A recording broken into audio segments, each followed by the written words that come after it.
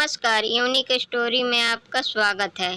भाग्य बड़ा या कर्म, एक प्रेरणादायक कहानी। एक जंगल के दोनों ओर अलग अलग राजाओं का राज्य था और उसी जंगल में एक महात्मा रहते थे जिन्हें दोनों राजा अपना गुरु मानते थे।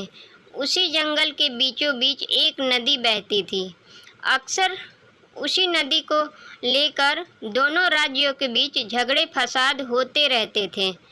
एक बार तो बात बिगड़ते बिगड़ते युद्ध तक आ पहुंची। कोई भी राजा सुलह को तैयार नहीं था, सो युद्ध तो निश्चय ही था। दोनों राजाओं ने युद्ध से पहले महात्मा का आशीर्वाद लेने की सोची और पहुंच गए उसी जंगल में, कुटिया में जहां महात्मा रहते थे। पहले एक राजा आया और उसने महात्मा से युद्ध में विजय का आशीर्वाद मांगा। महात्मा ने कुछ देर उस राजा को निहारा और कहा कि राजन, तुम्हारी भाग्य में जीत नहीं दिखती, आगे ईश्वर की मर्जी। यह सुनकर पहला राजा थोड़ा विचलित हुआ। फिर उसने सोचा कि यदि हारना ही है तो पूरी ताकत से लड़ेंगे, परंतु यूं ही हार नहीं मानेंगे, और अगर हार भी गए तो हार को भी औरों के लिए उदाहरण बना देंगे, परंतु आसानी से तुमसे हार नहीं मानेंगे। यह निश्चय कर वहां से चला गया। दूसरा राजा भी जीत का आशीर्वाद लेने महात्मा के पास आया, उनके पैर छुए और विजय श्री का आशीर्वाद माना। महात्मा ने उसे भी कुछ देर निहारा और कहा कि बेटा, भाग्य तो तुम्हारे साथ ही है। यह सुनकर राजा तो खुशी से भर गया और वापस जाकर निश्चिंत होकर गया, जैसे कि उसने युद्ध तो जीत ही लिया हो। अंततः युद्ध का दिन आया। दोनों सेना एक दूसरे के आमने सामने थे और युद्ध का बिगुल बज गया। युद्ध प्रारंभ हो चुका था।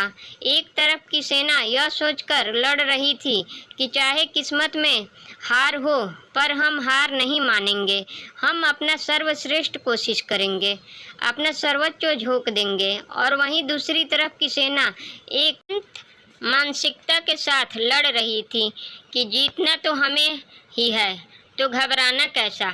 लड़ते लड़ते दूसरी सेना के राजा के घोड़े के पैर का नाल भी निकल गया और घोड़ा लड़खड़ाने लगा, पर राजा ने ध्यान ही नहीं दिया, क्योंकि उसके दिमाग में एक ही बात चल रहा था कि जब जीत मेरे भाग्य में है ही, फिर किस बात की चिंता। कुछ ही क्षण बाद दूसरे राजा का घोड़ा लड़खड़ाकर गिर गया, जिससे राजा भी जमीन पर गिर पड़े और घायल हो गया और दुश्मनों के बीच घिर गए। पहले राजा के सैनिकों ने उसे बंधक बना लिए एवं उसे अपने राजा को सौंप दिया। युद्ध का निर्णय हो चुका था। युद्ध का परिणाम बिल्कुल महात्मा के भविष्यवाणी के उलट था। निर्णय के बाद महात्मा भी वहां पहुंच गए। अब दोनों राजाओं को बड़ी जिज्ञासा थी कि आखिर भाग्य का लिखा बदल कैसे गया। दोनों ने महात्मा से प्रश्न किया, गुरुवर, आखिर यह कैसे संभव हुआ। महात्मा ने मुस्कुराते हुए उत्तर दिया, राजन, भाग्य नहीं बदला, वो बिल्कुल अपने जगह सही है, पर तुम लोग बदल गए हो। जिन्होंने विजेता राजा की ओर इशारा करते हुए कहा कि अब आपको ही देखो। राजन, आपने संभावित हार के बारे में सुनकर दिन रात एक कर दिया। सब कुछ भूलकर आप जबरदस्त तैयारी में जुट गए, यह सोचकर कि परिणाम चाहे जो भी हो, पर हार नहीं मानूंगा।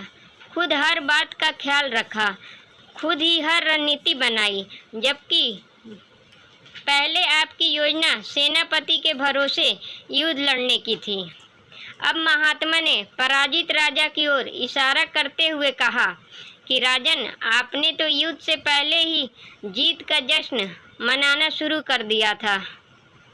आपने तो अपने घोड़े की नाल तक का ख्याल नहीं रखा। फिर आप इतनी बड़ी सेना को कैसे संभालते और कैसे उनको कुशल नेतृत्व देते। और हुआ वही जो होना लिखा था। भाग्य नहीं बदला, पर जिनके भाग्य में जो लिखा था उन्होंने ही अपना व्यक्तित्व बदल लिया।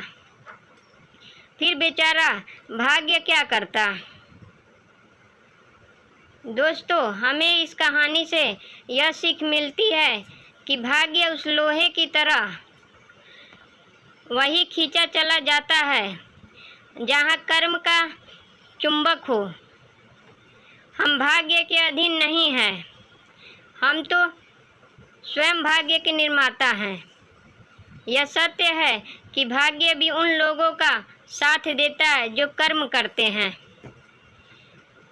किसी खुरदुरे पत्थर को चिकना बनाने के लिए हमें उसे रोज घिसना पड़ेगा। ऐसा ही जिंदगी में समझ लें, हम जिस भी क्षेत्र में हो, स्तर पर हो, हम अपना कर्म करते रहें बिना फल की चिंता किए। दोस्तों, अगर वीडियो अच्छी लगी हो तो हमारे वीडियो को लाइक करिए और चैनल को सब्सक्राइब करना ना भूलिए और कमेंट बॉक्स में अपनी राय ज़रूर दीजिए।